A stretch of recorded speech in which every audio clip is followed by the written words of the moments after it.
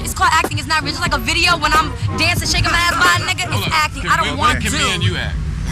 We've been there, done that. What happened? Say that again. Say that again. Say that again. So Gloria Velez is not just another name from hip-hop's past. She's one of the original video vixens, one who managed to leave her mark on the game. She began young, dancing on tour with Uncle Luke at just 14 years old. But by the early 2000s, she was showing up in some of the biggest music videos out. Now her story is not just glitz and fame. It's about the rough nights in Florida's club scene, the grind of early modeling, and the move into rap. She had beefs that kept her in the headlines, from Remy Ma to Nicki Minaj, and had controversial relationships like the one with Aaron Hall. And when people were saying, "Ugh, you're nothing but a pretty face," she fought back against that. So, this is the real story of Gloria Velez through the fame, the fights, and the fallout. Well, let's begin. So Gloria Velez was born on December 18th, 1978 in Long Island, New York. She comes from Puerto Rican descent and was raised in Florida. Growing up, Gloria was split between two places, New York's hustle and Florida's party scene. By the time she was a teenager, she was heavily involved in Florida's nightlife, and at that young age she was already around rappers and performers and learning how the music scene really worked from the inside. Parties, like, and ready to play and ready to do whatever they say to do, and they did. And these are not just regular girls. I saw like actresses and singers, and I looked up to them. So if they're doing it, it has to be acceptable. I'm a teenager. At just 14 years old, she began touring as a dancer with Uncle Luke and the Two Live Crew, a wild introduction to the industry for somebody that young. That time opened her eyes to the darker side of the music business, and she saw how young girls were often thrown into adult environments and left to figure things out on their own. So, not long after that, she began modeling when she was around 15 years old, reportedly with elite model management, and this gave her another lane, one that built her confidence and helped her understand how to move in front of a camera. She learned how to control her image, something that would become very important later in her career. Now, by the late 1990s and early 2000s, Gloria Velez is starting to become a familiar face on TV screens. She's showing up in high-profile music videos, the kind that defined the era. She appears in Jay-Z's Big Pimpin' video. We got chicks in the back of the truck, laughing it up. Jigga man, that's what's up. We be big pimpin', spinning cheese. And later DMX's What These Want. Meat women, discreet women, street women, slash, Cocoa Puff, sweet women. Let's go into the DMX video. Yes. What about the famous scene, me and you on top of the car. When we shot What They Want, that was Little X Again. Yeah, Little X Again. They bought that. What kind of car was that? I don't remember. It was a Bugatti. It was, something. I don't know. Because I remember I couldn't wear shoes because they didn't want it to scratch. I was barefooted. Yup. Yeah. And then I proceeded to get on. Okay. In between my legs. Yes.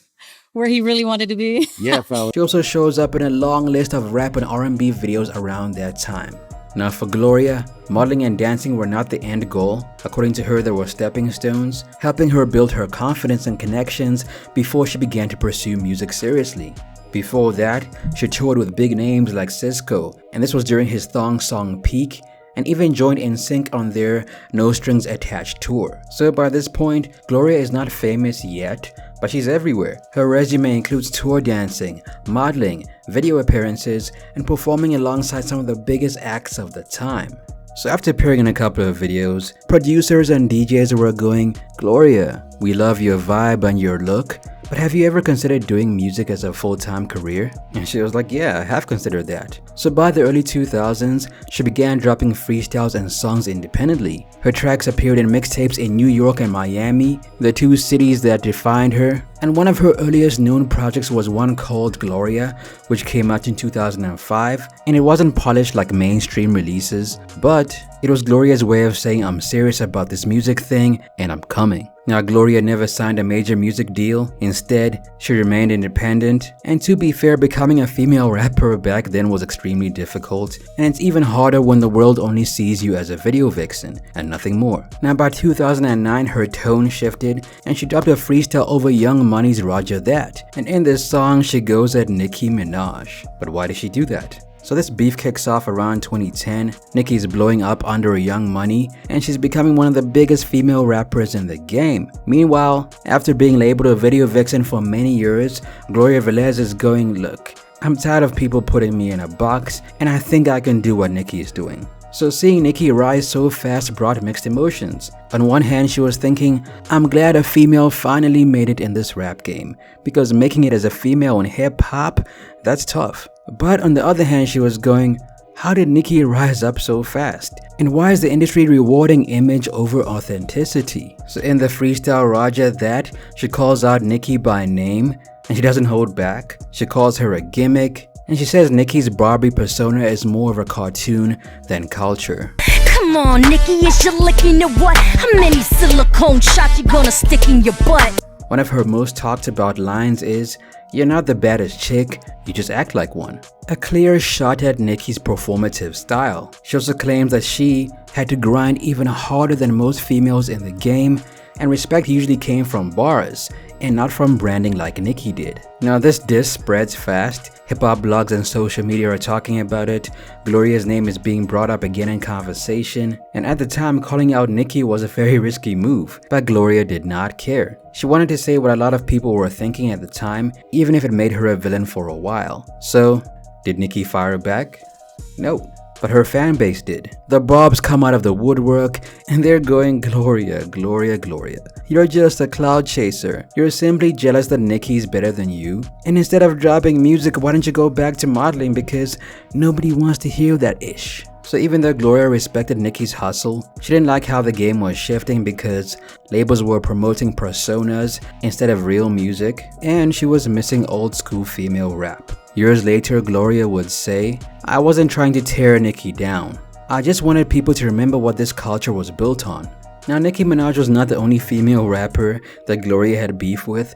She also had real problems with Remy Ma. Now, Remy was building her name under Terror Squad and Fat Joe, while Gloria was fighting to be seen as more than just a video vixen. They moved together in overlapping circles, and somewhere in that overlap, things got personal. To her, the issue was not just about one incident, it was about respect. Gloria felt like people like Remy Ma were looking down upon her because she was a video vixen and not a real rapper. So, later rumors exploded onto the internet, blogs, forums, and everybody was talking about how Remy Ma got beat up by Gloria Velez. Not just once, but twice. People were saying, yo, Gloria beat the brakes off of Remy Ma. And some people were going, well, that's understandable because Gloria used to box. She's a boxer. And that gave her the upper hand. But the thing is, none of these claims come with actual proof. No photos, and no official records. Now, there's another side to the story, right? Now, back in the early 2000s, Gloria Velez and Remy Ma were part of a female rap collective called the Murder Mummies, founded by the First Lady L. The idea was to take a group of females and put them together and dominate female rap. And this is a bunch of DJs, rappers, and models all working together and all supporting each other. And this is the referee. But like many groups with good intentions, things got messy fast. Gloria said that behind the scenes, there was cattiness and gossip. According to her, the CEO of Murder Mummies told Remy that Gloria had been talking trash about her, and that rumor is what began the beef. So it's around 2004 at Jadakiss's album release party. Gloria is hosting the event, she's wearing high heels, she's looking great, when Remy Ma shows up with 4 girls apparently ready to fight. So Remy Ma walks up to Gloria and says, look, I heard you've been talking shit about me. Then Remy Ma starts throwing out threats, and that's when things get physical. According to Gloria, she punched Remy Ma, pulled off her wig, took her a chain, and that's when Remy's friend jumped into the fight and fought Gloria's friend Jamie. Security then drags Remy Ma out, and Remy, who is now not done with this fight, comes back for more before she gets pulled away again. Now, according to the First Lady L, the founder of Murder Mummies, there was a fight, but nobody beat up nobody. Murder Mummies was a girl movement. We power, you know, we hold each other down. And it was a lot of cattiness, girl talk shit, and I was like, I'm not moved for that. Fuck that, I don't need y'all. Y'all needed me. And they got the hardest chick in the game at the time. The Murder Mummies was Remy. So they started calling, blowing my phone, talking shit, So, you know, I started talking shit back. We went on radio talking, and we fought. I was hosting Jadakiss album release party, and I banged out. I fucked her up. You know, she underestimated this shit. Pretty girls can fuck up a bitch too. Not ugly bitches can fight. So I shot her shit and chain, fucked her up. And at the same time, after we fought, I fought Sunny from what she was on Hot 97. Now she's on that. So it's strawberries. Wow.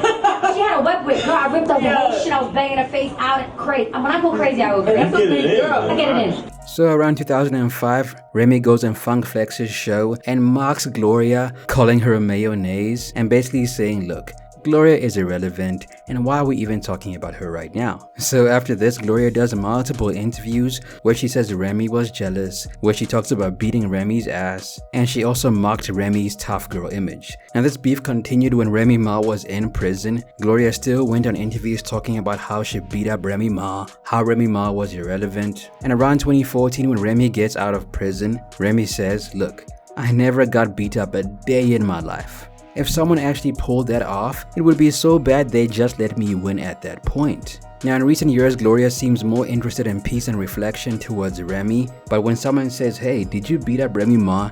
She would say yes, I did beat the hell out of Remy Ma. Now another person Gloria had issues with is Aaron Hall, the R&B singer best known from the group Guy. What began as a teenage crush on a music star turned into a painful and abusive chapter in her life. Gloria met Aaron when she was just 16 years old, and at the time he was about 30 years old. At first, she saw Aaron as a mentor and protector, someone she admired, but that image did not last very long. According to Gloria, things quickly turned toxic. Aaron became controlling and violent, and she describes moments of fear, manipulation, and emotional abuse. According to her, she was trapped, and she was too young and too intimidated to fight back or leave. Now she did say they had a romantic relationship, but when things got bad, there was a time when Aaron looked at his dogs and went, "Get her now," meaning he allegedly used dogs as a threat or a means of intimidation. So yeah, Aaron allegedly took control over Gloria's life. He controlled how she looked, what she wore, and even how she acted, turning her into what he wanted instead of letting her be herself. So after their relationship ends, Gloria now has to strip to afford a custody battle, and both Aaron and Gloria end up talking about themselves in a negative light on social media. Now, after dropping her Roger That freestyle, Gloria kept on dropping music. Like around 2015, she dropped 2 songs on SoundCloud, one called Hero and another one called Turning Up. After this, she remained connected to the music scene even though she was not mainstream, and she collabed with younger artists, appearing on Take a Picture in 2020 and Mary Jane in 2025. Okay, on Friday, I'm rolled with a hot scar, smoking gas on the highway. Pulled up on Mary Jane, told her swing my way. Now this year in 2025, Gloria was involved in a beef with Gene Deal, and Gene Deal is Diddy's former bodyguard. So while doing Vlad TV, Gene goes, "Look, I've got a tape of Gloria Velez doing some incredibly debaucherous things." And the moment he said that, that clip spread across social media and hip-hop blogs. Now when the rumor comes out, Gloria's going, "That's a complete lie. I've never met this man in my life." And in the days that followed, Gloria doubled down in interviews. She called Gene's comments disgusting and pathetic, and claimed that Gene was trying to spread lies in order to gain some clout. Gene Deal. Yes. First of all, I never met Gene. Okay. Okay. And he's, I don't know why he keeps saying my name. I guess because people pay him to talk and people listen when you say my name. So, first of all, I met Scott Storch because he said I met Scott Storch at 14. I met Scott Storch, I already had my son, he was 8, and we started dating. I was already in, 25 when I met Scott. I didn't meet Scott as a teenager. So all the lies that Gene's just, he's just lying. Okay, so there's no validity in this. Well, no, I mean, I'm not going to say there's no tape when I was a teenager. I was in the mix with those people, with Luke and a lot of other people that around those parties, Did they have tapes of me? Probably. Now in 2024, Gloria dropped a memoir called When Silence Screamed, The Girl Who Knew Too Much, a raw and emotional look into her life behind the fame. So between 2020 and 2025, Gloria started doing more interviews. She began sharing her stories about her past, what she had seen in the industry, and defended herself against the rumors circulating her. Gloria still drops music from time to time. She isn't mainstream, but she loves what she does, and she always felt like she was destined for more. You can't stop my grind. You can't stop my grind. I stay on my grind, grinding all the time. That's it for me. It's your boy Ali. What happened to Gloria Velez in your opinion? Let me know down below, and I'll see you in the next video.